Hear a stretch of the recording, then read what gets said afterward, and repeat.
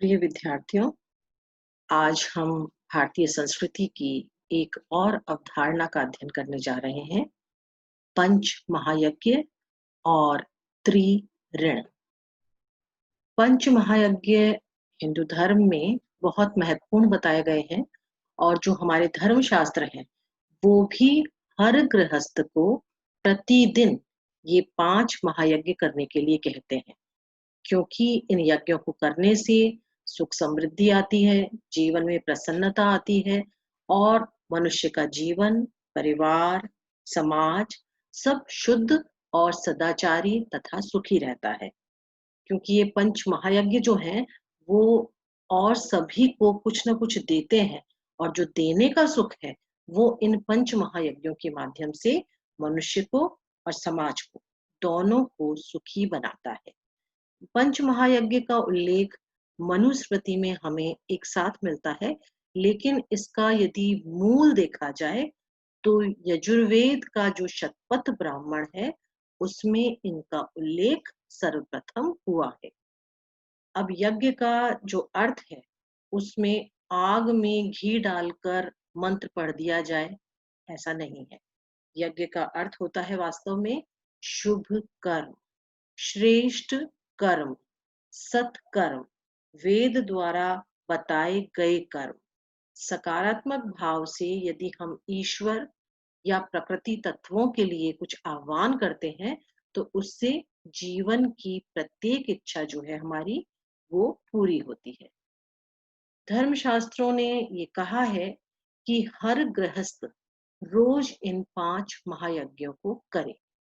मनुस्मृति कहती है, अध्यापनम ब्रह्मयज्ञ, पितृज्ञस्तु तर्पणम, होमो देवो बलि भौतो, नृयज्ञो तिथि पूजनम। यानी पंच महायज्ञों में वेद पढ़ना ब्रह्म यज्ञ है, तर्पण करना पितृयज्ञ है, हवन करना देव यज्ञ है, पंच बलि देना भूत यज्ञ है और अतिथियों का पूजन सत्कार करना अतिथि यज्ञ कहलाता है। आइए अब इनका थोड़ा डिटेल में हम इसका अध्ययन कर लें। सबसे पहले ब्रह्म यज्ञ को देखते हैं। जो ये जड़ और प्राणी जगत है, इसमें सबसे बड़ा मनुष्य है, सबसे ज्यादा विवेकशील है। लेकिन इस मनुष्य से बढ़कर है उसके पितर, उसके पूर्वज अर्थात माता पिता और आचार्य, जिन्होंने उसे मनुष्य बनने के योग्य बनाया है। इन पितरों से यानी इन पूर्वजों से बढ़कर हैं देव, जो कि हमारी प्रकृति की शक्तियां हैं, और इन देवों से बढ़कर हैं ईश्वर और हमारे ऋषिगण, जो कि हमें मार्ग दिखाते हैं सही तरीके से चलने का। ईश्वर, जिसे ब्रह्म भी कहते हैं, और उसी के लिए जो यज्ञ करना है, यानी ईश्वर और ऋषियों के लिए जो यज्ञ करना है, वो है ब्रह्म यज्ञ। और किस प्रकार किया जाता है ये?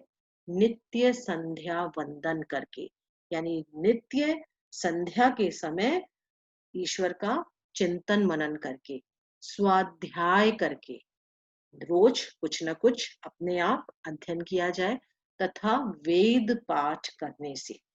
क्योंकि ये सभी जो कुछ लिखे गए हैं, भाई स्वाध्याय हम किसका करेंगे? जो भी ऋषियों ने लिखा है उस चीज का। वेद पाठ किसका करेंगे? जो वेद अपौरुषेय हैं, ईश्वर के द्वारा बताए गए हैं उनका। तो ये सब जो पाठ करते हैं हम, उससे ऋषियों का ऋण चुकता होता है और ब्रह्मचर्य आश्रम का जो जीवन है वो भी बलशाली बनता है। क्योंकि ब्रह्मचारी जब नित्य इन ग्रंथों का अध्ययन करता है, तो वो भी शरीर से और मन से ताकतवर बनता है। तथा ये जो स्वाध्याय हम करते हैं, तो जो कुछ ऋषियों ने हमारे लिए लिखा था, उसका पाठ करके हम उन्होंने जो हमारे ऊपर ऋण चढ़ा रखा है, उसे हम चुकता करते हैं, उसे हम चुकाते हैं। इसके बाद आता है देव यज्ञ। देव यज्ञ यानी जो प्रकृति की शक्तियां हैं, उनके लिए जो यज्ञ किया जाए। इस यज्ञ को सत्संग और अग्निहोत्र कर्म द्वारा संपन्न किया जाता है। वेदी बनाई जाती है जिसमें अग्नि जलाकर हवन किया जाता है, इसी को अग्निहोत्र कहते हैं। और ये गायत्री छंद के साथ किया जाता है।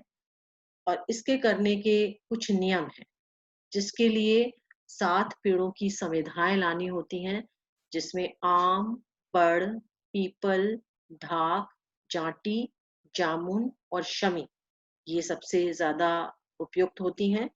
ये जो हवन किया जाता है, इससे वातावरण की शुद्धता बढ़ती है और सकारात्मकता वो बढ़ती है।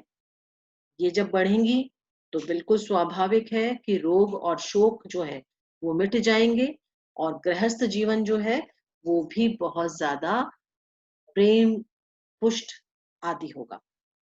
यज्ञ जब किया जाता है तो हवन के अंदर आहुति में 4 प्रकार के पदार्थ डाले जाते हैं। पहले होते हैं जो सुगंध देने वाली वस्तुएं हैं, जैसे केसर है, अगर तगर, गुग्गल, कपूर, चंदन, इलायची, लौंग, जायफल, जावित्री इत्यादि। इसके अतिरिक्त कुछ ऐसे होते हैं जो बलदायक होते हैं, पुष्टिकारक होते हैं, ताकत देने वाले होते हैं, जैसे घी, दूध, फल, कंद, मखाने, अन्न, चावल, जौ, गेहूं, उड़द इत्यादि। इसके अतिरिक्त कुछ मीठे पदार्थ भी आहुति के रूप में डाले जाते हैं, जैसे शक्कर है, शहद है, छुहारा है, किशमिश है, दाख है आदि। कुछ जो रोग नाशक औषधि वनस्पतियां होती हैं वो भी इसमें डाली जाती हैं, जैसे गिलोय है, ब्राह्मी है, शंख पुष्पी है, मुलहटी है, सौंठ है, तुलसी है। ये सब जड़ी बूटियां भी हवन सामग्री में डाली जाती हैं। और इन आहुति में डालने वाली ये जो वस्तुएं हैं, ये सब वस्तुएं जब अग्नि में जाती हैं तो इन सब का रूप परिवर्तित हो जाता है। और जब ये हवन इन आहुतियों के द्वारा किया जाता है तो बहुत बड़ा जो एरिया है जहां वो हवन हो रहा है, वहां सब जगह रोग नाशक जो वातावरण है वो तैयार हो जाता है। ये माना जाता है, कुछ रिसर्चर्स ने प्रूव किया है कि जहां हवन होता है उसके आसपास का जो क्षेत्र है वो क्षेत्र कृमि नष्ट हो जाते हैं, वहां के कीटाणु खत्म हो जाते हैं वहां के, और कुछ रोग भी खत्म हो जाते हैं। इसलिए देव यज्ञ में प्रकृति की शक्तियों को पुष्ट करने के लिए हवन में आहुतियां डाली जाती हैं, जो प्रकृति को यानी वातावरण को पुनः शुद्ध करने में अपना योगदान प्रदान करती है। इसके बाद आता है तीसरा यज्ञ, पितृ यज्ञ, यानी पितरों के लिए किया जाने वाला यज्ञ। सत्य और श्रद्धा से किए गए जो कर्म है, जैसे श्राद्ध किया जाता है, तर्पण किया जाता है, ये हमारे पूर्वजों के प्रति हमारे सम्मान का भाव है। लेकिन इसके पीछे एक शर्त है कि वो बहुत ही सत्य और श्रद्धा शुद्धता के साथ किया जाए। इसके लिए जो एक ये जो यज्ञ है उसकी संपन्नता में माना गया है कि अगर संतान उत्पन्न करते हैं तो भी एक प्रकार से ये पितृयज्ञ ही है। अपने पूर्वजों के प्रति जो कृतज्ञता है वो हम संतान उत्पन्न करके यानी आगे वंश को चलाकर इस तरीके से करते हैं, और इस प्रकार से पितृ ऋण जो है वो भी चुकता हो जाता है। और इसके अतिरिक्त श्राद्ध, तर्पण ये सब भी पितृ यज्ञ के प्रकार है। इसके बाद आता है वैश्व देव यज्ञ, विश्व के जो देवता हैं उनका यज्ञ, जिन्हें भूत यज्ञ भी कहा जाता है।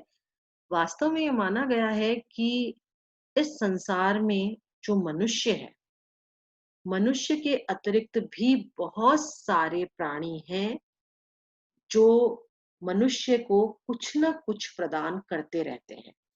आप देखिए, चींटी से लेकर और हाथी तक इस प्रकृति में जो भी प्राणी बना हुआ है वो प्रत्यक्ष या अप्रत्यक्ष रूप से मनुष्य का कार्य करता रहता है। यदि एक भी प्राणी श्रृंखला में कम हो जाए तो जो श्रृंखला है पूरी प्रकृति की वो बिगड़ सकती है। इसलिए हमें क्या करना चाहिए, मनुष्य को क्या करना चाहिए, सभी प्राणियों तथा वृक्षों के प्रति करुणा और कर्तव्य समझना चाहिए तथा उन्हें अन्न जल देना चाहिए। यही भूत यज्ञ कहलाता है। यानी जो भी हमारा भोजन है उस भोजन का कुछ अंश हमें इन प्राणियों को भी देना चाहिए। और आप देखेंगे कि वर्तमान में भी भारतीय संस्कृति में बहुत सारे हमारे घरों में जो भूत यज्ञ है, उसका किसी न किसी रूप में पालन किया जाता है।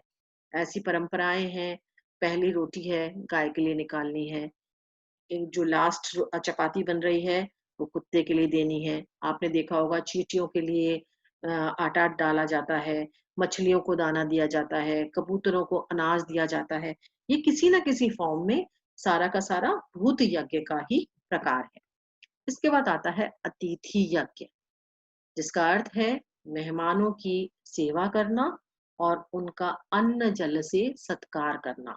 इसमें भी यदि कोई अपंग यानी दिव्यांग है, कोई महिला है, कोई विद्यार्थी है, सन्यासी है, चिकित्सक है, कोई धर्म का रक्षक है, उनकी सेवा सहायता करना। यानी जरूरी नहीं है वो आपके घर में ही है, लेकिन यदि आपके आसपास भी हैं, आपको दिखाई दे गए, तो भी उनकी सेवा सहायता करना ही अतिथि यज्ञ है। और ये पुण्य इससे प्राप्त होता है और ये समाज के प्रति हमारा कर्तव्य भी है। इसी को नृ यज्ञ के नाम से भी जाना जाता है।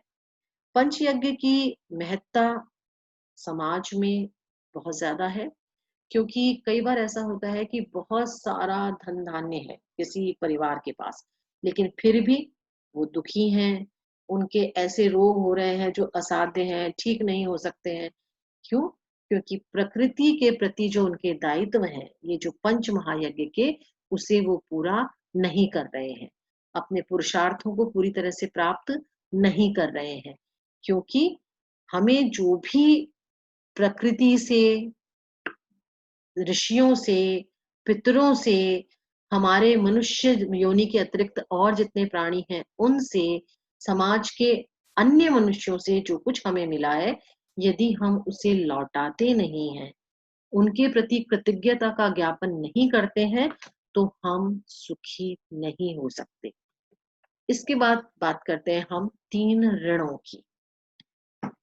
3 ऋणों का पालन हर एक गृहस्थ को करना अनिवार्य था। जैसे सबसे पहला है देव ऋण, क्योंकि मनुष्य का जो भाग्य है उसको निर्धारित करने में देवताओं की भूमिका होती है, इसलिए देवताओं के लिए यज्ञ करना चाहिए। वही अग्निहोत्र, हमने देव यज्ञ में देखा है कि हवन करना चाहिए, आहुतियां देनी चाहिए, क्योंकि वही आहुतियां प्रकृति को वापस उसकी ताकत, उसका बल वापस लौटाती हैं। इसलिए देव ऋण किस प्रकार चुकता किया जा सकता है? यज्ञ हवन करके। दूसरा है पितृ ऋण। तो चूंकि माता पिता ने हमें जन्म दिया है, इसलिए हमें भी आगे पुत्र का को जन्म देना चाहिए, ताकि जो वंश है जो हमारे माता पिता ने चलाया था, उसे हम आगे चलाकर उनके ऋण से मुक्त हो सके। फिर है ऋषि ऋण। चूंकि हमें विद्या प्रदान करने में, शिक्षा प्रदान करने में हमारे गुरुजनों की, ऋषियों की भूमिका रही है, उन्होंने बहुत सारे शास्त्र लिखे हैं, बहुत ग्रंथ लिखे हैं, तो हमें उन्हें दान आदि देना चाहिए।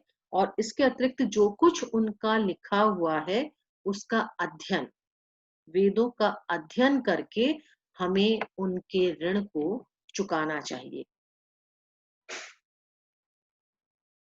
अगर हम ऋण को नहीं चुकाते हैं, मान लीजिए कोई ऋण नहीं चुकाता है, तो उसका परिणाम क्या होगा? एक तो सांसारिक दुख हो जाएगा, कोई भी किसी भी प्रकार का शारीरिक मानसिक रोग कष्ट देने लगेगा। इसके अतिरिक्त जो ऊपरी शक्तियां हैं, जो देवता हैं, यदि उन्हें प्रसन्न नहीं किया तो वो कष्ट देने लगेंगे। और हमारे जो कर्म हैं, जो हमने पिछले जन्म में किए थे या इस जन्म में जो भी हम कर रहे हैं, वो सब हमारे दुर्भाग्य को बढ़ाएंगे। इसके लिए माना गया है भारतीय संस्कृति में कि हमें इन ऋणों को चुकाना चाहिए, नहीं तो ये जो ऋण है वो हमारा पीछा नहीं छोड़ेंगे और हमें दुर्भाग्य की ओर ले जाएंगे। इसलिए आप देखते हैं कि वर्तमान में भी ये, दरअसल ये परंपरा इतनी गहरी है कि वर्तमान में भी किसी न किसी रूप में हम पंच महायज्ञों का पालन भी कर रहे हैं और ऋणों को चुकाने की ओर भी अग्रसर हैं। और यही चीज पंच महायज्ञ और त्रिऋण के महत्व को बताती है।